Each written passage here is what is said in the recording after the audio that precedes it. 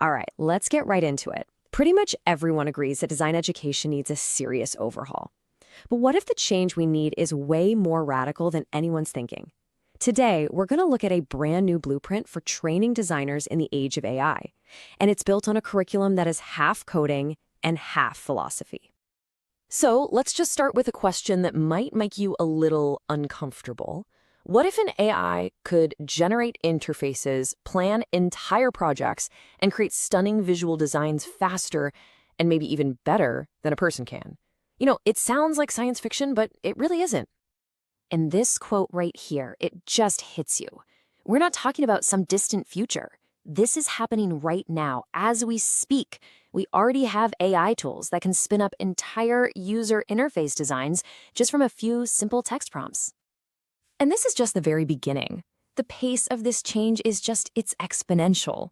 This isn't some slow, gradual shift we can adapt to over time. No, it's a super fast evolution, and it's already completely reshaping the design market. The skills that used to make you a specialist, they're quickly becoming the basic entry-level expectation for every single designer out there. So that brings us to the central challenge, right? If AI is getting so good at handling the how, the actual execution of design, what's left for us humans to do? Well, the new problem isn't about how to create the product anymore. It's about deeply understanding why that product should even exist in the first place.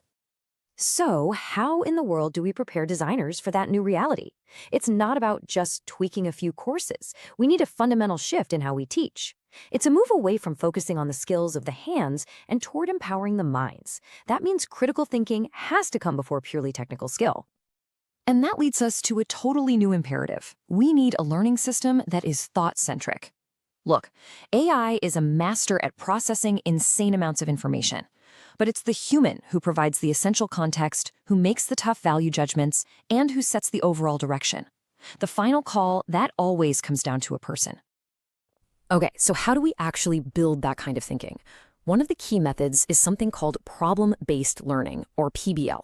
The idea is, instead of just sitting in lectures, students are trained to ask the right questions. They have to define complex problems for themselves and then explore them from every angle. They're grappling with messy, real-world issues, and that's what makes the learning really stick. So what does that look like in practice? Well, it means way more team-based work, not just solo projects. It means you're collaborating with people from totally different fields, engineers, sociologists, business majors, and you're learning to treat AI itself as a partner in the process.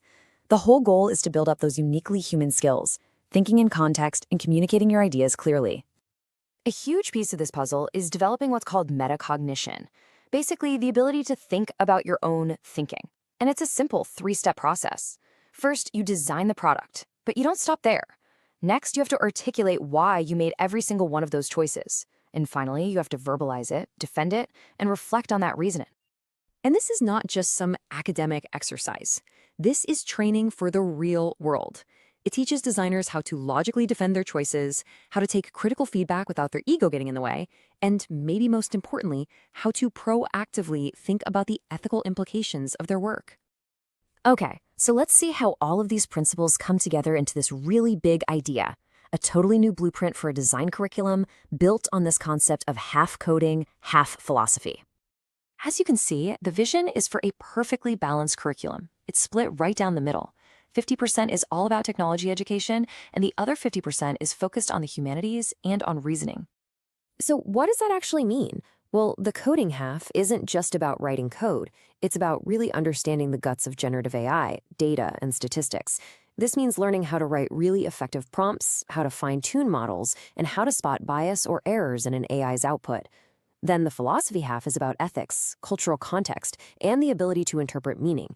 You could say one side builds the prototype, the other side builds the purpose. Now, here is the absolute most important part. These two halves have to be integrated. They can't be taught in separate silos. We're not just talking about adding one philosophy class to a tech degree and calling it a day.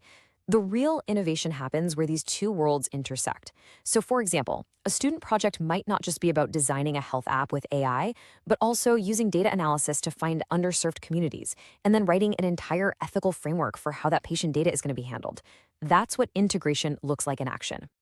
Which of course brings us to the million-dollar question.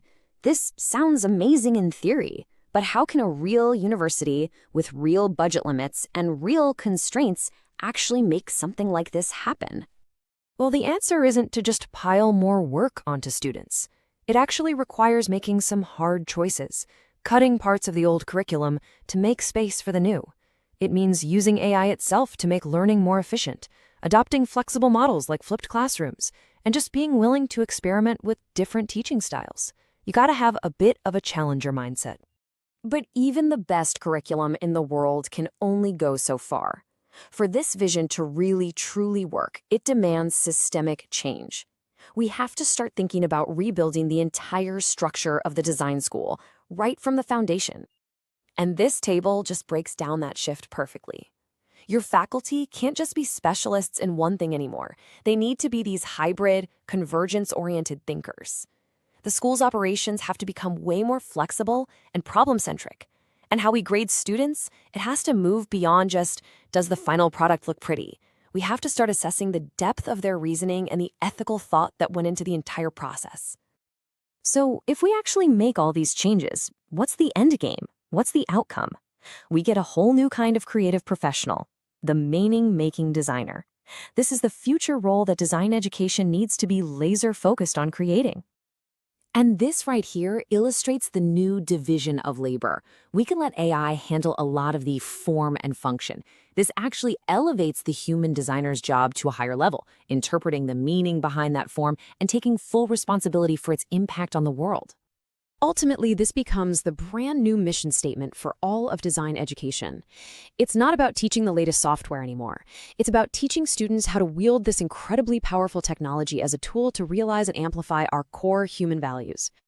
And that's really the big takeaway. The designer of the future isn't going to be just a technologist or just a philosopher. Their unique value, what makes them irreplaceable, will come from their ability to perfectly balance and integrate these two halves, the code and the reasoning, to create things that aren't just functional, but are deeply meaningful. Which leaves all of us with one final question to think about. In an age where machines can create almost anything we can possibly imagine, the single most important design project we have left is designing our own education, our own values, and our own future. So how will we choose to do it?